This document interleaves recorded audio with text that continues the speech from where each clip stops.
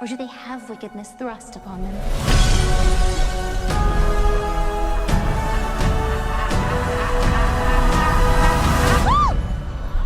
You're green.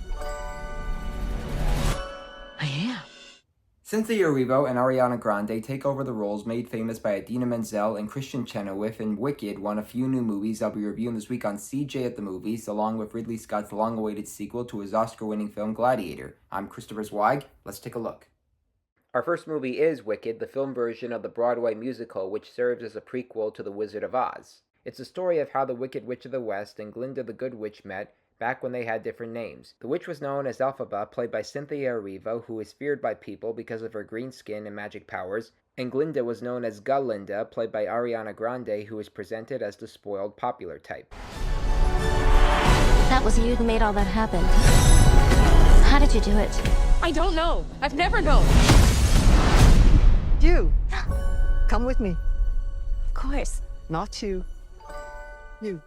And that's Michelle Yeoh as the head mistress. The movie will be presented in two parts, with the first part out this weekend and the second part set to come out next November. The first part of Wicked is under 3 hours, but it goes very fast with all these beautifully choreographed songs, cameos by familiar faces, and Erivo and Grande delivering the goods with different tones and characterizations. It's the kind of musical to film adaptation where you're tapping your feet. Directed by John M. Chu and his first feature since In the Heights, the movie's right decisions flip off the film version of Cats and Erivo being covered in CGI in Pinocchio, and so do we. I saw this movie last Monday with my mom, and we both enjoyed it, and I think you will too. Our next movie is Gladiator II, the 24-year-old sequel to Ridley Scott's Oscar-winning hit, which now focuses on Lucius, now played by Paul Mescal, who is revealed to be Maximus's son by the trailer, and whose mother Lucia, played by Connie Nielsen, sends him away to protect him from Rome's corruption. He lives under the name Hanno, but is now forced to become a gladiator after his home has been invaded by the Roman army led by General Acacius, played by Pedro Pascal. The gods have spoken! Rome now has twin emperors who happen to be Caracalla, played by Fred Hechinger, and Geta, played by Joseph Quinn, while the new villain happens to be the arms dealer and former slave Macrinus, played by Denzel Washington, who plans to take over Rome. Whose head could I give you that would satisfy this fury? The entire Roman armies. Too much? The general will do. The story in Gladiator II is often confusing and it doesn't really compare to the first film, but there's still fine photography once again by John Matheson, some entertaining performances, and I think it's kind of funny that it has to add CGI baboons, rhinos, and sharks. Why not? This is the kind of sequel when we can talk about its plausibilities and implausibilities, and I guess that's what makes this sequel decent enough for me. This is the part where you all shout, "Live, live, live, live, live," and this is me giving it a thumbs up. Next up, Bonhoeffer, Pastor, Spy, Assassin, a biopic on Dietrich Bonhoeffer, a German Lutheran pastor, neo-Orthodox theologian, and anti-Nazi man whose faith kept his spirits alive. He's played here by Jonas Dassler, and after his visit to America, he intends to spread the message about God just as Germany is preparing to follow under Adolf Hitler's regime. We also see him as a spy, a teacher, an assassin in the plot to take out Hitler, and himself getting arrested by the Gestapo. Even at the concentration camp where he was transferred, he still has his optimism and spirits. We brought you here so you can tell the Swiss the truth about what is being perpetrated by Hitler.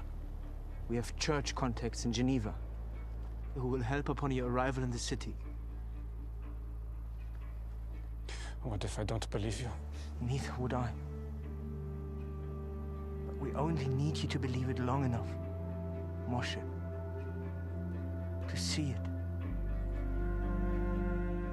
I'm of German descent and my religion is Lutheran, so it could be an interesting film about a man gambling his life on faith and how he intends to use it to try to make the world a better place. Dassler does some good work portraying this particular man, and he tries to carry the film with the right influences, but the story doesn't elevate on that, and even with its 132-minute time length, it's either not enough time to explore his life, or we have to get some unnecessary content. I think it's not enough. Okay, I've gotten a comment on my YouTube channel about whether or not I would review Hot Frosty, which is already a holiday hit on Netflix, and I had to see what the fuss was all about. And while it may sound like a Hallmark film, especially since Lacey Chabert has been appearing in a lot of them lately, it actually has a lot more charm than I expected. Chabert plays Kathy, a young widow who is given a special scarf from her friends, and when she puts it on a buff-looking snowman, he comes to life, here in the form of Dustin Milligan. It feels amazing! Excuse me, can I help you? This is Jack. I was a snowman. That's not good. Giving himself the name Jack, he has a goofy and lovable appeal that reminds me of Brendan Fraser in George of the Jungle and Will Ferrell in Elf, and he manages to bring some holiday cheer and spirits to Kathy and the people in her town. I've never been on a date before. Please, I need your help with Kathy. It's been a minute for me, too. What in the name of God? You gonna lean in a bit? Hot Frosty has its fantasy movie formulas, but it's not dumb or tedious. In fact, unlike the recent theatrical holiday action comedy Red One, this one has its humor and heart in the right place, especially with the chemistry between Chabert and Milligan, and I like the way it uses Craig Robinson as the hard-nosed sheriff trying to make sense out of the snow person's recent activities. Now that I have watched this movie, I know what all the fuss was about, and it works on its own terms. And our last movie is Joy, a biopic about the development of the first test tube baby, also known as in vitro fertilization.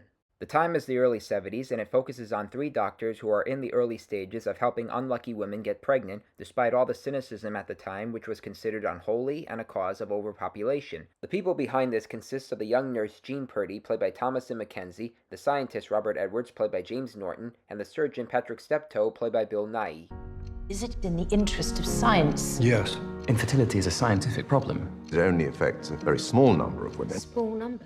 It's common for medical science or ideas to have some personal and family problems, which are well acted by the cast. Joy may be slow at times in terms of its screenplay, but it does present this true story with courage and determination, and with the right somber tone, it does deal with themes of what such a medical procedure could bring out and how the people deal with whatever happens. Recapping this week's new movies: thumbs way up for Wicked, thumbs up for Gladiator II, thumbs down for Bonhoeffer, Pastor Spy Assassin, thumbs up for Hot Frosty, and thumbs up for Joy. Well, those are the new movies I'm reviewing this week. I'm Christopher Zweig. Stay safe, and I'll see you at the movies. For more amazing content, please like and subscribe to my channels, and please read my reviews at cjatthemovies.com and download the new HD Radio app.